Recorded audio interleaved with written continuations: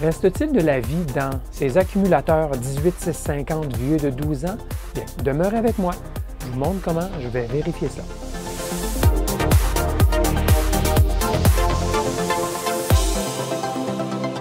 Bidouilleur, bidouilleuse, salut! Dans ma vidéo numéro 306, je vous ai montré l'intérieur d'une batterie d'ordinateur portable HP datant de 2007-2008. Voyez la vidéo en question avant de visionner celle-ci.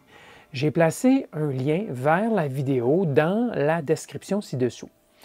On a vu que la batterie contenait 4 groupes de 2 accumulateurs 18650 plus un contrôleur de charge. Comme cette batterie m'a été donnée, je n'ai aucune idée au préalable de son état.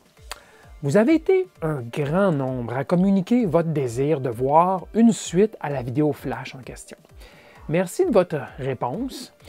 Quelques téléspectateurs ont aussi manifesté, certains avec un ton alarmiste, leur réticence à ce que je montre comment tester des accumulateurs à la façon bidouilleur. J'ai vu des mots circuler tels que danger, explosion, incendie. Allô? Ce ne sont pas des bombes, ce sont des accumulateurs. Clairement, il y a des vidéos sur YouTube qui font peur. Mon but aujourd'hui est donc de tester les 4 blocs d'accumulateurs, donc de vérifier leur capacité restante après 12 ans de vie utile. Et plusieurs cycles de charge et décharge, bien sûr. Et je le ferai de façon sécuritaire. Comment sais-je que ce sera sécuritaire? Bien, je vais tout simplement suivre les recommandations du fabricant des accumulateurs en question, Samsung. Bien sûr, je pourrais utiliser un contrôleur intelligent de charge et décharge, un cycleur d'accumulateurs de fabrication commerciale pour faire le boulot. Mais où serait l'apprentissage? Je préfère donc le faire moi-même avec les outils que je possède. Un point important à noter cependant, je vais tester les accumulateurs une section à la fois, comme ça, une section. Pas tous branchés en série sur un seul test. C'est le rôle d'un contrôleur de gestion de batterie, un fameux BMS, soit de monitorer chaque étage d'une batterie d'accumulateur. Mais je n'en possède pas de BMS. OK, allons-y. Alors, pour savoir comment manipuler ces accumulateurs au lithium-ion ICR 18650-22E, il faut lire la fiche, les spécifications tout simplement. Et on pourra faire des charges et des décharges en fonction de ce qu'ils nous disent. Et laisser faire le qu'en dira-t-on qu'on entend partout ou qu'on voit partout. Alors, la tension de charge, donc la tension objectif à atteindre lors de la charge, c'est 4,2 volts, plus ou moins 50 millivolts. Donc, on vise 4,2 volts comme tension pour stopper la charge. On a un accumulateur de 2200 mAh. OK? Et lorsqu'on va le décharger, cet accumulateur, on va stopper à 2,75 volts. On utilise ici pour mesurer le 2200 mAh 0,2 fois la capacité de l'accumulateur, donc 440 mA de décharge jusqu'à ce que ça atteigne 2,75 volts pour le 2200. Alors, la tension nominale, on nous donne 3,7, on sait très bien que ça varie entre 3,8 puis 3,65 là. Donc, ça, c'est plutôt indicatif et on nous dit que la méthode pour la charge, c'est tension constante avec courant limité. Ça, c'est facile à reproduire avec un bloc d'alimentation à courant et tension ajustables. Okay? Ce n'est pas nécessaire d'avoir un chargeur exotique d'accumulateur lithium-ion. On peut faire, nous, sur notre établi, des essais de cellules individuelles en rencontrant ces normes-ci. On suggère pour une charge régulière, qu'on appelle une charge standard, 1100 mA pendant un maximum de 3 heures, disons. Mais moi, je trouve que c'est beaucoup, 0,5 fois la capacité. On va utiliser un courant de décharge de 0,2C pendant 5 heures, finalement, pour atteindre notre charge maximale. D'ailleurs, on nous dit de ne pas dépasser un courant de 2200 mA lors de la charge pour une température ambiante à 25 Celsius. Au niveau de la décharge, on nous dit de ne pas dépasser un courant de 2C, soit 4400 mA. Alors, on nous donne la confirmation ici qu'il faut cesser la décharge lorsqu'on atteint 2,75 volts. Okay? Donc, ça ne devrait pas causer de dommages si on coupe à 2,75 volts. Alors, on nous dit ici que si on fait une charge à 0,2 fois la capacité de la batterie, soit 440 mA, qu'on devrait couper après 7 heures de charge, ou lorsque le courant tombe à 5 % de la capacité. Et là, on atteindra vraiment le 100 % de la cellule, de l'accumulateur au niveau de sa charge. Okay? Alors, c'est cette technique qu'on va utiliser ici. Au niveau de la décharge, on va utiliser 0,2 C, soit 440 mA, et bien sûr, on interrompra la décharge lorsqu'on atteint 2,75 volts. Alors, il n'y a pas de recette magique, il n'y a pas de danger d'incendie, de feu, d'explosion, si on respecte ces informations. Donc, tension constante avec courant limité. Et on interrompt lorsque la pile atteint 4,2 volts. Au niveau de la décharge, on interrompt lorsque l'accumulateur, j'ai dit pile, mais c'est pas ça. Là. Lorsque l'accumulateur atteint 2,75 volts, on peut stopper la décharge.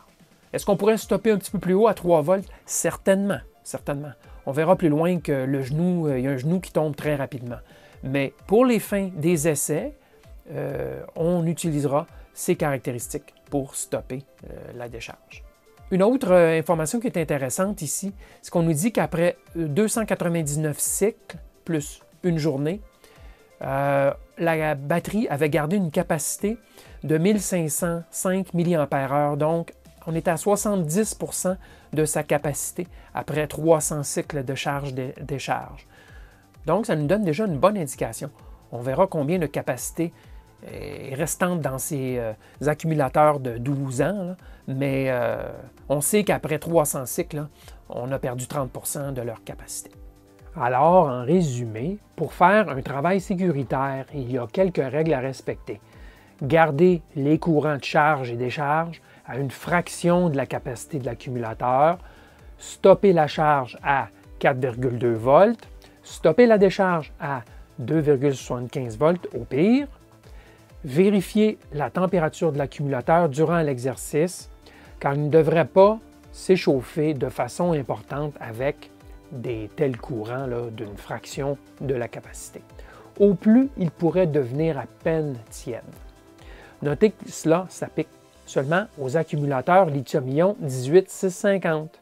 Avec les autres technologies d'accumulateurs, comme le lithium polymère par exemple, c'est possiblement d'autres contraintes. Quoi qu'il en soit, il est toujours recommandé de consulter la fiche technique de l'accumulateur avant d'entreprendre ce genre d'essai. OK, allons-y maintenant avec l'étape de la recharge en premier. Alors oui, lorsqu'on n'a pas de chargeur intelligent, la méthode la plus simple pour charger une cellule, un étage de cellule unique ou une cellule, l'accumulateur lithium-ion, c'est d'utiliser un bloc d'alimentation à courant et tension, les deux variables, ou ajustables si vous voulez. Donc, ça va nous permettre de limiter le courant à 880 mA, donc 0,88 A, et la tension à 4,2 volts, ce qu'on ne devrait jamais dépasser sur ces piles. Et même selon la fiche technique, c'est le cas. Donc, on branche notre bloc d'alimentation et on branche aussi le voltmètre directement sur la pile, un voltmètre séparé. On n'utilise pas le voltmètre intégré à l'alimentation puisqu'il va y avoir des pertes dans les fils invariablement puisqu'il y aura un courant de l'ordre de 0,88 à 1 A, 1,5 dépendamment de ce que vous faites. Il y aura plusieurs millivolts de chute de tension à cause de la résistance des fils. Alors, c'est toujours préférable de mesurer directement à la pile avec un voltmètre et bien sûr, dans le voltmètre, l'impédance étant très élevée de l'ordre de 10 mégohms dans un voltmètre, il y aura 0 courant ou à peu près qui passe ici. Donc, la lecture de tension sera très exacte. Donc, je vous montre comment faire l'ajustement pour ne pas dépasser ces deux limites-là. Alors, j'ai le bloc d'alimentation ici, que je m'en marche, et j'ai un voltmètre. Alors, la première étape, c'est d'ajuster la tension de 4,2 volts. On ne veut pas la dépasser durant la charge. Alors, je mets le voltmètre directement sur le bloc d'alimentation. Remarquez qu'il n'y a pas d'accumulateur ici, là. Je ne touche pas encore aux accumulateurs, OK? Alors, je vais ajuster la tension à 4,2 volts. C'est la tension à vide, sans aucune charge, du bloc d'alimentation. Alors, ce que je fais à l'instant, alors on amène ça à 4,2. Voilà, peu de choses près. J'ai mon 4,2 volts à vide. Maintenant, on va ajuster le courant maximum de 880 mA. Alors, je prends mes deux sorties du bloc d'alimentation et je court-circuite le bloc d'alimentation. N'oubliez pas qu'une alimentation sur laquelle on a le contrôle du courant, il n'y a pas de risque à mettre le bloc d'alimentation en mode court-circuit, puisqu'on sait qu'il y a un circuit pour limiter le courant à l'intérieur. Ce n'est pas néfaste en tant que tel. Alors, on voit ici que la DEL courant constant est devenue rouge. Si je déconnecte, bien sûr, on retombe en mode tension constante, CV, Constant Voltage, et CC, Constant Current, bien sûr. Alors, ce que le bloc d'alimentation fait ici, c'est qu'il descend sa tension de sortie pour garantir le courant maximum qui est ajusté. Alors, j'ai mis l'échelle à load, l'échelle basse. Alors, je vais monter le courant à 0,85 ou 8,8 en fait, là. Alors, ça ici, on sait que c'est 0,75, 0,8, 0,85 et 0,88, quelque part entre les deux. Alors, on sait que l'alimentation ne débitera jamais plus que 0,88 ampères, ce qui est notre capacité divisée par 5, le fameux C sur 5. Alors là, on est prêt, on peut faire notre montage. Alors, bien sûr, le côté négatif recevra le bloc d'alimentation et le voltmètre, branchés l'un à côté de l'autre, bien sûr, sur la même borne. Côté positif a toujours une petite bande, n'oubliez pas, hein, comme une petite récession, un petit sillon ici du côté positif. Alors, je lui branche le voltmètre. Vous voyez que cette pile est assez chargée sans l'être complètement. Alors voilà, je lui mets le bloc d'alimentation et la charge. Alors, les deux sont présentement branchés en parallèle, le bloc d'alimentation et la charge. Et bien sûr, le courant est de 0,88 ampères. Et on peut monitorer la tension ici, puisque le bloc d'alimentation diminue la tension légèrement. Il était à 4,2 en circuit ouvert, mais là, il diminue, bien sûr, pour livrer un courant de 0,88 ampères. Il est donc en mode, encore une fois, de courant constant à 0,88 ampères. Et il ajuste sa tension pour maintenir 0,88 et on est à 3,782 volts. Et bien sûr, ça va monter. Et dès qu'on va s'approcher du 4,2 volts, bien sûr, le courant va diminuer naturellement. Et la tension va monter ici jusqu'à atteindre le fameux 4,2 volts. Et il y aura graduellement équilibre entre les deux. Le courant va diminuer. Lorsque la cellule atteindra 4,2 volts, eh bien, il n'y aura plus de courant qui passera du bloc d'alimentation vers la cellule. Et donc, on aura limité à 4,2 volts et on aura fait une charge complète sans dépasser le courant de 0,88 ampères. Alors, j'ai fait ici un petit saut dans le temps là, pour vous montrer. J'ai changé de cellule avec une qui était déjà chargée. Et regardez ici, je suis à 4,174 avec un courant qui est beaucoup plus faible, l'ordre d'environ 200 mA. Donc, plus que ça va monter ici, et moins le courant va être élevé. Bien sûr, éventuellement, là, ça va prendre pas mal longtemps pour atteindre le 4,2. On est tout près, là, à 25 millivolts. On pourrait arrêter ça là, si on veut. On peut considérer que la charge est terminée, bien sûr, parce que le courant diminue. Donc, alors voilà, ça c'est la façon, je vous dirais, manuelle de recharger de façon sécuritaire un accumulateur, un étage, une cellule seulement, pas plusieurs en série. Là, okay? C'est bien important de se le rappeler. C'est la bonne façon de faire pour un seul étage. Puisque j'ai la capacité de le faire, j'ai décidé d'utiliser des éléments qui sont contrôlés par ordinateur. Donc, je vais pouvoir faire une charge soutenue à 0,88 ampères pour une durée déterminée et de monitorer la tension en temps réel avec un voltmètre précis pour couper la charge, tout simplement, lorsqu'on aura atteint le 4,2 volts de façon juste. Alors, ce bloc d'alimentation est contrôlable en tension et en courant, et ce multimètre est branché directement sur la pile. Et bien sûr, j'ai branché et le bloc d'alimentation et le multimètre directement sur la cellule que je veux recharger. Donc, c'est la façon qui est faite. Et maintenant, regardons rapidement les paramètres que je fournis au logiciel de contrôle. Alors, pour ce qui est du code source, je ne vais pas rentrer dans les détails. Ce n'est pas le but de cette vidéo, bien sûr. Mais c'est un script Python qui contrôle mes deux instruments, donc voltmètre, multimètre et le bloc d'alimentation par port GPIB, okay, qui est un port de contrôle sur les instruments haut de gamme, si on peut dire ça comme ça. Alors, la première chose, c'est bien sûr de demander à l'usager quelle est la tension maximale qu'il veut mettre dans la cellule et quel est le courant de charge. Alors, je pose ces questions à l'écran et aussi un temps maximum après lequel il faudrait cesser la charge de toute façon. Okay? Alors, c'est les trois questions que je pose. Et par la suite, bien sûr, je lance la charge. Donc, je dis à l'usager de connecter les sondes sur la cellule et je pars en boucle. Bien sûr, j'ajuste le courant du bloc d'alimentation. Dans ce cas-ci, ce sera à 0,88, la tension aussi. Ça s'est fait au préalable, ici. Et je pars en boucle tout simplement. Je laisse aller la charge avec ce courant de 0,88, mais je vérifie la tension du voltmètre constamment.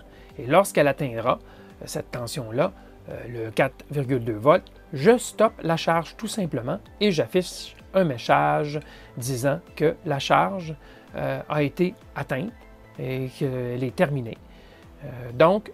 Et par contre, si j'atteins le temps maximum que j'ai dit, mettons qu'on dit maximum 300 minutes, si ce temps-là est atteint avant que le 4,2 volts soit atteint, ben, j'affiche un message. On coupe tout. Le temps s'est écoulé avant que la cellule atteigne le 4,2 volts. Alors ça, c'est essentiellement le code, là. Et au niveau du script, bien, quand j'exécute, c'est exactement ce que je vous dis. Alors pour partir une charge, je vais dire 4,2. Bien sûr, on utilise des points, là.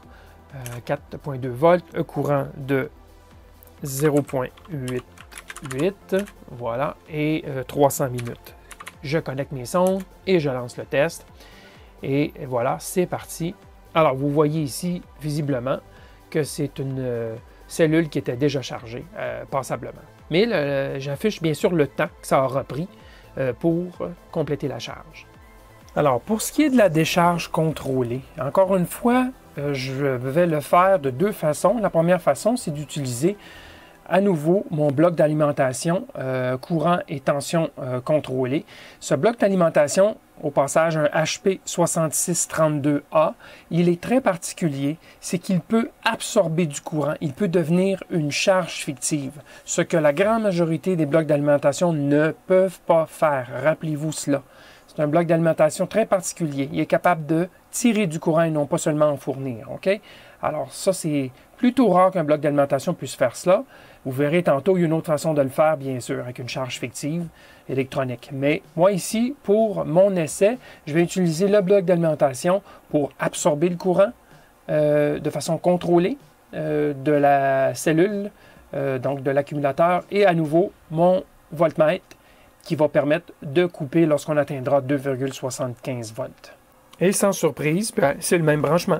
Bloc d'alimentation qui va servir de charge fictive, qui va vider l'accumulateur et voltmètre branchés tous les deux directement à la cellule. Alors, dans mon test automatisé de décharge, je ne voulais pas mentionner, mais je sauvegarde les points de tension au fur et à mesure dans un fichier texte que je peux ensuite importer dans un chiffrier comme LibreOffice ou Excel et tracer les courbes de décharge. Alors, voici les courbes pour les 4 blocs de cellules. Je les avais numérotés 1, 2, 3, 4, là, juste pour pouvoir les suivre. Et par pur hasard, les capacités sont décroissantes pour la numéro 1, numéro 2, numéro 3 et numéro 4. Mais c'est quand même très proche l'une de l'autre. On parle de quoi? 100 mAh de différence, là. Alors, on a 3020 pour la première et 2890 pour la numéro 4 et les autres sont entre les deux. Alors, qu'est-ce que ça nous dit tout ça? Alors, présumant que les cellules, les accumulateurs individuels avaient effectivement 2200 mAh de capacité lorsqu'elles étaient neuves. On peut présumer cela, ou en tout cas c'est tout près habituellement, lorsque ce sont des cellules de marque réputée, et j'ai toutes les raisons de croire que Samsung, c'est une marque réputée pour les accumulateurs. Donc quand c'est le cas, ben, on peut dire ici qu'on a environ 66% de la capacité d'origine qui serait de 4400, donc 2 fois 2200, puisque les cellules sont branchées en parallèle. Donc 4400, on arrive à 3000 environ, c'est environ 2 tiers. Donc en 11 ans, 12 ans, donc on peut dire 12 ans, ces cellules-là, dans leur vie utile, ont perdu le tiers de leur capacité. Mais elles sont absolument fonctionnelles. Si vous regardez la courbe de décharge, on part bien sûr à 4,2, mais très rapidement, ça tombe sous les 4. Et ça va tendre, bien sûr, à 3,6, 3,7. Ça se tient entre le 4, ou en tout cas le 3,9 et le 3,6 pour un bon bout, pour la grande partie de décharge. Et éventuellement, bien sûr, ça casse, et ça casse très vite. Donc, vous voyez qu'à partir de 3,5 volts, juste ici, ça tombe comme une roche. Alors ça, c'est une courbe de décharge qui, à mon avis, est totalement typique de ce genre de cellules, donc d'accumulateurs. Alors bien sûr, j'ai suivi les spécifications et j'ai coupé à 2,75 volts. Ce qu'on voit exactement ici, elles sont toutes coupées à 2,75 volts lors de la décharge. Est-ce qu'on pourrait ou on devrait couper avant? Oui, j'aurais tendance à dire, pour les préserver encore plus, on pourrait par exemple couper à 3,5 ou disons 3,4 parce que ça tombe après ça très rapidement. Mais là, moi, j'ai simplement appliqué les spécifications de Samsung, de la cellule, au niveau de la coupure de la décharge. Mais on comprend qu'ici, il ne reste pas beaucoup d'énergie, donc ça ne fournit pas un travail très, très élevé. Et fort probablement que le PC couperait de toute façon bien avant le 2,75. Il est fort à parier qu'il couperait avant, qu'il s'éteindrait, tout simplement.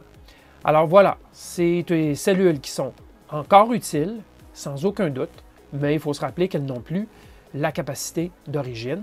Par contre, si on se comprend bien qu'il y a des cellules qu'on peut acheter sur le marché, des 18650, qui n'ont pas cette capacité-là de 1500 mAh. Donc, c'est quand même des accumulateurs qui ont encore une certaine vie. Alors, combien longtemps pourront fonctionner? Ça, c'est la grosse question.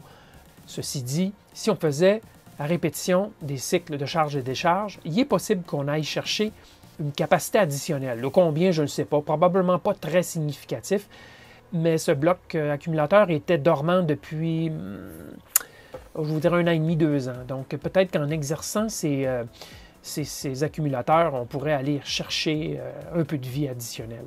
Maintenant, tout ça est bien beau. J'ai utilisé des instruments de mesure assez sophistiqués, assez chers à l'achat. Alors, une autre approche possible, c'est d'utiliser une charge fictive comme celle-ci.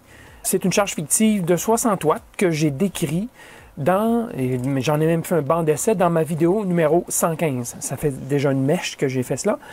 Mais vous verrez qu'il y a 2 modes de fonctionnement. Et le mode numéro 2, c'est pour le test d'accumulateurs ou de piles. Donc, c'est essentiellement un mode qui calcule la décharge et qui nous affiche à la fin du test la capacité de la batterie en ampères-heure ou en watts-heure si vous préférez. Alors, c'est ce que je peux utiliser ici, c'est ce que je vais faire. Alors voilà, je l'ai allumé. Je l'ai mis en mode 2, donc mode test de piles sous charge ou d'accumulateur. Alors, on entre bien sûr la tension de coupure du test, donc la charge va se déconnecter à 2,8 volts. Il n'y a pas de centième, j'aurais pu mettre 2,75, mais on sait que ça tombe très très vite à cette tension de toute façon, donc ça n'a pas de gros effets. Et aussi, bien, je mets 880 mA comme charge, donc c'est C sur 5 de ce bloc. Même condition que j'ai faite avec bloc d'alimentation séparé.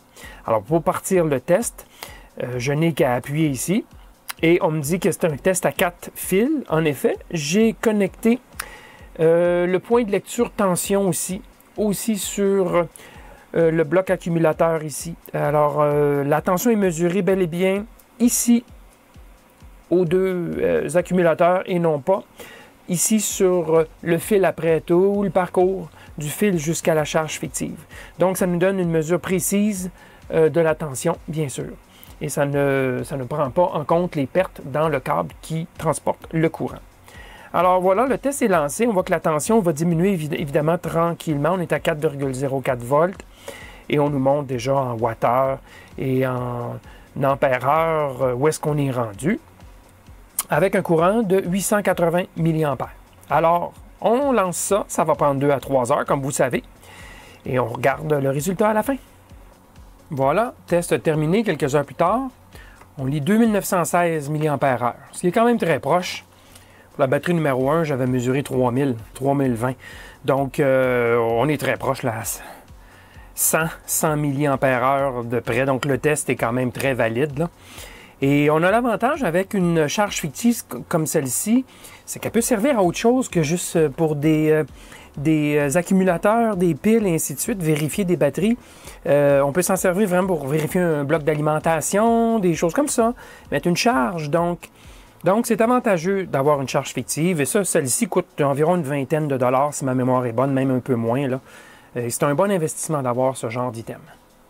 Notez que les accumulateurs sont toujours restés froids au toucher, autant en charge qu'en décharge. Le courant utilisé n'est donc clairement pas source de stress pour les accumulateurs. Un spectateur m'a demandé s'il est possible de faire le test de capacité en utilisant une charge fictive plus simple, soit une résistance de puissance, tout simplement, plutôt que de drainer à courant constant. Alors oui, c'est possible, mais c'est plus de travail, car le courant de décharge variera constamment. Donc pour le calcul, c'est plus compliqué. Voyez justement ces explications. Il faut comprendre que pour calculer la capacité d'une batterie, ça équivaut à calculer l'air sous la courbe, ici, la surface sous la courbe. Essentiellement, ce que c'est de faire l'intégrale, donc calcul mathématique, l'intégration de la courbe. Alors, il y a plusieurs façons qu'on peut le faire. Évidemment, pour faire ce calcul-là, on pourrait se tirer une droite seulement, puis présumer qu'on peut facilement calculer à partir de la droite blanche, qui est une approximation, calculer la surface en faisant 185 fois 3,5 pour un rectangle ici, plus ce qu'il y a au-dessus, 0,5 fois 185 à nouveau, puis ça nous donnerait la surface essentiellement sous la courbe. Et il faut tenir compte à ce moment-là aussi du fait que ce n'est pas en heures, mais c'est bien en minutes. Donc, il faut diviser par 60 le résultat. Et il faut aussi diviser par la résistance. Donc, si c'est une résistance de 100 ohms, il faut diviser le résultat par 100, puisque c'est la tension ici et non pas le courant qui est dessiné.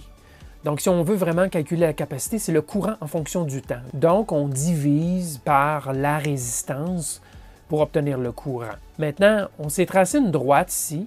Est-ce qu'il y a moyen de faire mieux? Oui, dans les chiffriers, il est toujours possible de se passer une courbe de différents modèles. Ici, c'est la courbe droite, ça me donne l'équation. Ici, c'est une courbe en bleu, polynomiale à 4e exposant. Et bon, évidemment, cette courbe-là s'approche de la vraie courbe, mais ce qu'il s'agit de retenir ici, c'est qu'on peut faire l'intégration mathématique de cette équation. Ceux qui savent les maths comprennent ce qu'il faut faire avec cette équation-ci. Je ne vous le ferai pas. Et puis, si vous intégrez ça et vous rentrez les chiffres, t étant l'intervalle, bien sûr, il faut intégrer entre 0 et 185 environ. Et à ce moment-là, on obtiendra un meilleur résultat plus précis si on fait l'intégration de la courbe polynomiale. Mais bien sûr, encore une fois, il faut diviser par 60, puisque c'est en heures qu'il faut exprimer le résultat. Et il faut diviser aussi par la résistance qu'on utilise pour faire la décharge.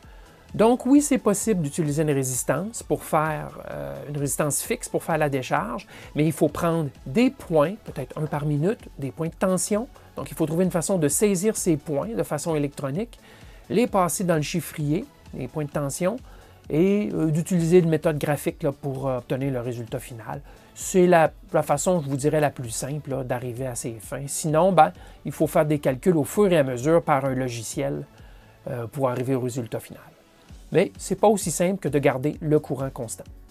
Un autre téléspectateur m'a suggéré de faire un test de résistance interne des cellules, puisque selon lui, c'est la méthode ultime pour vérifier l'état des accumulateurs.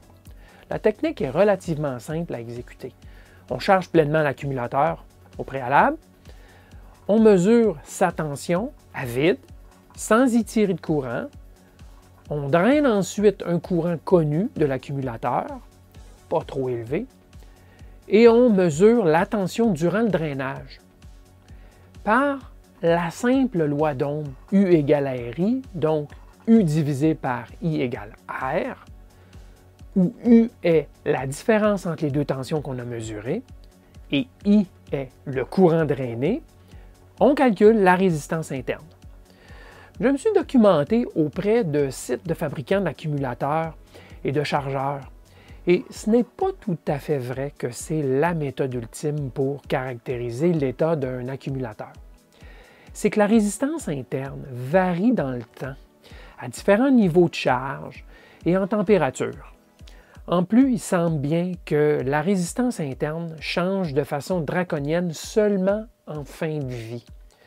Dans ce contexte, peut-on vraiment estimer l'état d'un accumulateur à tout point durant sa vie utile? C'est bien sûr un sujet de discussion et n'hésitez pas à commenter sous cette vidéo. Bien voilà, je suis donc en présence d'accumulateurs encore vivants, d'états très similaires, sans surprise, puisqu'ils étaient connectés en série et ils ont tous été soumis au même traitement. Combien de cycles de charge-décharge leur reste-t-il dans le corps? Seul le temps le dira. Mais pour le moment, ils sont bien utilisables et à un coût d'achat nul. Vous avez apprécié cette vidéo? N'hésitez pas alors à cliquer sur le pouce vers le haut. Vous n'êtes toujours pas abonné à ma chaîne YouTube Électrobidouilleur? Bien, allez-y, cliquez sur le bouton s'abonner et activez aussi la cloche de notification. Merci et à la prochaine!